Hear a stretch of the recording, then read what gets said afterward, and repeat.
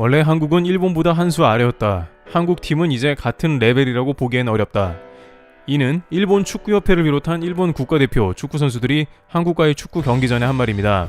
일본은 90년대 이전에는 한국에 거의 이긴 경기가 없을 정도로 약체에 지나지 않았습니다만 나름 제1리그의 성공적인 흥행과 더불어 축구 유학 및 외국 감독의 유입 등 다양한 축구 육성 정책 이후 한국의 승리를 몇 차례 거두더니만 월드컵 본선에서도 자주 올라가면서 한국을 무시하는 발언을 자주 했습니다. 물론 이런 말을 한 뒤에 곧장 캡틴 박지성에게 골을 두드려 맞으며 산책 세리머니를 당하긴 했습니다만 여기서 볼 수 있는 일본의 특징이라고 한다면 자신의 과거를 언제 그랬냐는 듯 무시하는 것입니다. 오히려 그들은 한국 축구에 대한 무시 발언을 일삼고 결국 현재 일본 축구는 카타르 본선도 위기 상황이죠. 본래 일본의 이렇게 뻔뻔한 모습은 과거엔 감축이라도 했지만 이제 한국 옆에 중국하고 수준이 비슷할 정도로 일본은 사실을 은폐 조작하기도 하며 과거의 자신들의 잘못은 온데간데 없이 숨기는 모습으로 일관합니다. 한국엔 이미 너무나 잘 알려져 있듯 일본은 자체적으로 후쿠시마 방사능으로부터 안전한 국가로 말합니다. 과학적으로 후쿠시마 방사능이 잘 관리되고 있다며 곧 설비를 통해 트리튬 방사능 오염수를 방출할 예정입니다. 반면 한국에서 일본처럼 원자력 발전소가 났다면 일본은 어떤 발작을 일으켰을지 상상하기도 싫을 것입니다. 그들은 아마 1년 내내 한국 방사능 유출 다큐멘터리를 내보내고 한국엔 절대 여행 가지 말라고 방송할 것입니다. 그런 면에서 한국인들이 후쿠시마 원전 사고 이후에 일본에 매년 600만 명씩 방문한 것은 큰 실수인 것이죠. 최근엔 요소수 문제도 일본은 한국을 그렇게 조롱하며 술 규제 교훈도 못 깨달은 한국이라고 보도하더니 결국 일본도 한국처럼 중국의 요소를 의지하고 있었으며 현재 요소수 문제가 전국에서 발생하고 있습니다. 한국 요소수 가격은 안정되었지만 일본의 요소수 에드블루는 10배가 넘게 폭등한 상황입니다. 하지만 일본 언론에서는 정부 눈치를 보기 때문에 이러한 내용을 한국과는 달리 거의 다루지 않고 있는 상황이며 일본의 많은 운송업자는 일본 정부가 손을 놔버렸기 때문에 연말엔 물류 마비가 확실하다며 두려워하고 있습니다.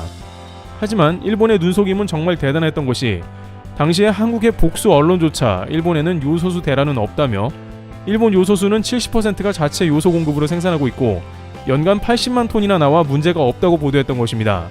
그러나 정작 일본 정부의 일처리는 그야말로 엉망이었고 마치 한국 수출 규제 때 일본 자민당을 보는 것 같은 것이죠.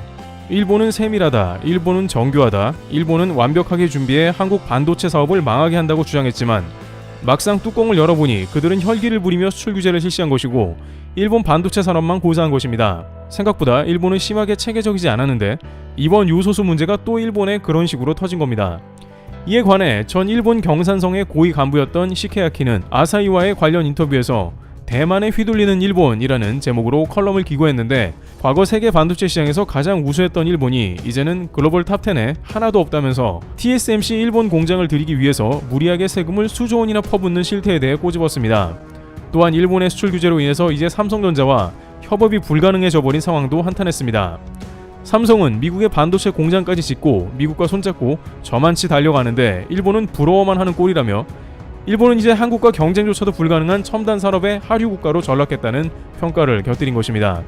한국은 이것뿐만 아니라 미국 전기차 시장에 공급할 배터리 공장을 미국 곳곳에 세우는 협상을 했으며 미국 상원의원은 SK와 LG가 싸움이 붙은 것을 뜯어 말리며 간곡하게 두 회사가 미국에 있어주기를 바라는 등 한국은 미국을 호령하며 휘젓고 다니는데 일본은 아베가 약속한 7개 공장 중 1개도 짓지를 못한다며 예정된 그 7개 공장마저 대부분 자동차 공장이라 정작 미국이 그다지 반가워하지도 않는다는 것입니다.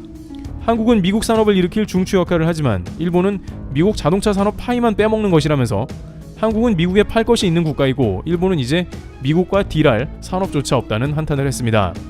그나마 일본 지식인들은 이렇게 일본에 대해서 차갑고 냉정한 평가를 내리고 있는 상황이긴 합니다만 그럼에도 오히려 기시다 내각 지지율은 61%로 총리 부임 후 최고치를 달리고 있는 황당한 모습이 연출되는데요. 기시다 지지율이 오른 것은 오미크론 발견 이후에 외국인 입국을 한국보다 빠르게 금지했다면서 신속한 조치를 취한 과단성이 돋보여 지지율이 올라갔고 코로나로부터 일본을 지켰다는 평가가 나왔습니다. 하지만 그저께 일본에서는 오미크론 환자가 이미 8명이 발생했으며 수천 배 이상이 퍼져나갔을 걸로 보입니다. 일본에서는 코로나 검사율이 낮기 때문에 훨씬 많은 오미크론 환자가 있을 걸로 관측되는데요. 하지만 일본은 자신감이 있습니다. 일본 전체의 확진자가 매우 낮은 수치라는 것에 세계 최고의 자부심까지 있는데요. 불과 수개월 전만 해도 전 세계인에게 올림픽 조롱을 당하던 일본이 갑자기 한국에 호통을 치는 것입니다. 그 가운데 최근 일본이 가장 많이 한국에 강조하는 말은 일본은 매뉴얼대로 했기 때문에 성공했다는 말입니다. 일본은 백신 접종을 제대로 하기 위해서 화이자의 충분한 물량을 받을 때까지 접종을 시작도 하지 않았는데 한국은 되는 대로 급하게 아스트라제네카 백신을 고령층에 접종시킨 후 게다가 이들 중에는 화이자 모더나 교차 접종도 시켰고 접종 간격도 매뉴얼대로인 4주가 아니라 8주까지도 연장시키는 등 그야말로 엉망이었다는 것이며 여기에 일본은 쳐다보지도 않는 얀센까지 대거 접종시켜 한국은 짬뽕 백신, 물 백신이라며 조롱한 것입니다. 일본의 데일리 온라인 매체는 한국의 정부는 그저 반일에 눈이 멀고 일본을 이기려고만 한다면서 한국 정부가 무리하게 백신 접종을 추진한 바람에 결국 한국의 코로나 창궐, 방역 붕괴가 왔다고 지적합니다. 하지만 일본은 이 모든 대상을 비교해서 유럽, 미국 등 한국보다 코로나가 심한 국가는 거론조차 하지 않으며 오로지 전 세계의 일본이 생각하는 비교 대상은 마치 한국만 있는 것처럼 연일 보도하고 있는 것입니다. 매일 한국의 중증 환자는 몇 명이고 확진자는 어떻고 K방역이 붕괴되었고 요즘 일본 언론은 신이 났습니다. 또한 일본 정부는 내각 지지율이 60% 넘기는데 적극 한국을 활용하면서 손발을 맞추고 있습니다. 그런데 이러한 일본의 모습을 보면서 이제 전 세계 언론들조차 일본에 대한 의문을 던지기 시작했는데요. 로이터는 일본에 대해서 다소 당황스러운 데이터를 일본이 제시하고 있다는 반응을 보입니다. 전 세계 주요 통신사 로이터는 일본만 세계적으로 확진자가 감소하는 역행하는 현상을 보이고 있는데 일본에서는 일본의 유전자가 특별하고 일본인의 백혈구 능력이 탁월한다는 소리를 한다면서 과학적으로 당황스러운 의견이라는 취지의 보도를 이어가며 일본을 칭찬하지도 않았습니다. 게다가 일본 정부의 자금으로 운영되는 국립유전학 연구소의 이노우에 이토루 교수는 로이터와의 인터뷰에서 일본의 델타 변이는 착한 변이라고 봐야 하는 AY29가 우세종이 된 것 같다며 감염이 낮은 이유를 주장합니다. 외신들은 특히 코로나의 경우 합리적인 데이터와 증거를 가지고 보도합니다만 일본이 내세우는 증거들은 전혀 과학적으로 신뢰할 만한 근거가 없는 추측과 가설이기 때문에 의문을 표시하고 있는 것입니다. 로이터는 일본의 이러한 주장은 가설에 지나지 않아 전문가들을 당황시킨다라고 보도를 마무리 지었습니다. 이처럼 외신들도 일본 상황에 대해서 이상하다, 황당하다는 표현으로 절레절레 고개를 젓고 있는 가운데 이제 드디어 일본에서 코로나 확진자를 비롯해 백신 접종 데이터에 대한 폭로가 등장한 것입니다. 우선 일본 주요 언론인 교도통신에 따르면 스가 내각 때 일본의 전자 업무 행정을 주관하겠다며 설립된 디지털청은 개인 접종 이력 500만 건의 오류가 있는 것으로 보여서 사실상 일본 접종 이력 내역에 큰 문제가 있음을 지적합니다. 예를 들어 1차 접종 날짜보다 2차 접종 날짜가 더 빠르게 표기되어 있거나 백신 종류도 다르게 표기됐습니다. 그런데 이러한 정보를 기반으로 한 접종 증명서는 QR코드로 제작되어 식당 입장 등에 활용될 것입니다. 사실상 엉망인 정보가 포함되어 있는 접종 증명서를 가진 일본인들이 500만 명이 넘을 것이란 겁니다. 이런 문제가 생긴 것은 접종 증명서에 게재된 숫자를 3과 8을 혼동 인식하여 데이터에 누적된 문제도 있었습니다. 또한 데이터에 입력할 때 사람이 수동으로 자료를 집어넣는 것도 있다 보니 자료가 엉망이라는 의견입니다. 하지만 일본 디지털청은 이런 오류는 언급하지도 않고 그대로 전자증명서를 발급한다고 밝힌 것이라서 교도통신은 무리하게 디지털화를 시도한 일본 정부가 처음부터 크게 신뢰가 떨어질 것이라고 경고합니다. 그러나 당시 행정개혁상 겸 백신 담당상 고노 다로는 애초에 일본에는 한국과 같은 백신 문제는 절대 없다며 한국과 같은 국가와는 비교하지 말라고 하더니 일본이야말로 백신 접종이 엉망이었다는 것입니다. 이렇게 되면 과연 일본 내 접종이 자신들이 말하는 것처럼 매뉴얼대로 되었다는 것도 믿을 수 있냐는 건데요. 여기서 일부 현지 관계자들은 일본에 한 가지 흥미로운 통계 처리 방식이 있다고 입을 모으고 있습니다. 일본에서는 웬만하면 집계상 미스라는 말로 대부분의 실수를 그냥 넘긴다는 것입니다. 한국에서는 한 명의 코로나 확진자라도 정확히 잡아내려고 대규모의 검사로 혈안이 되어 있는 상황이며 무증상자도 확진자 근처에 있다면 접촉자로 분류돼 반드시 선별 진료소를 가게 되어 있지만 일본은 많은 경우에 PCR 검사를 받지도 않으며 받아봤자 집계를 누락해버린다는 것입니다.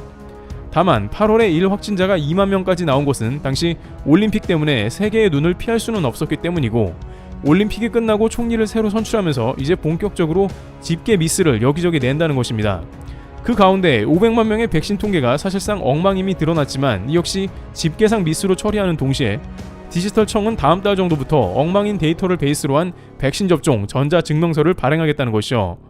일본 속담에서 목소리가 큰 사람이 이긴다와 냄새나면 덮어버린다가 동시에 일어난 상황으로 무조건 코로나가 없으면 없는 것이고 코로나나 요소수 문제가 터져도 그런 일은 없다는 것입니다. 또한 일본 현지에서는 정말 이상한 한 가지 특성은 기시다 내각이 홍보를 별로 안 한다는 점을 드는데요. 보통은 코로나 성과가 일본 정부에 의해 이루어졌다면 일본 정부에서 이를 대대적으로 자랑하기 마련인데 이번엔 조용한 것을 봐서 이는 뭔가 정부가 숨길 때 하는 행동과 비슷하다는 의견을 제기합니다. 코로나 방역 우수하다고 자랑했다가 나중에 코로나가 폭발하게 되면 뒷감당이 어렵기 때문이라는 것입니다. 대신에 일본 방역을 홍보하기보다는 언론을 통해서 한국 방역을 조롱하면서 비교 방식을 쓴다는 겁니다. 이와 같이 매뉴얼대로 백신을 맞췄다는 일본은 무려 500만 명의 데이터가 조작 혹은 엉망인 것으로 보입니다.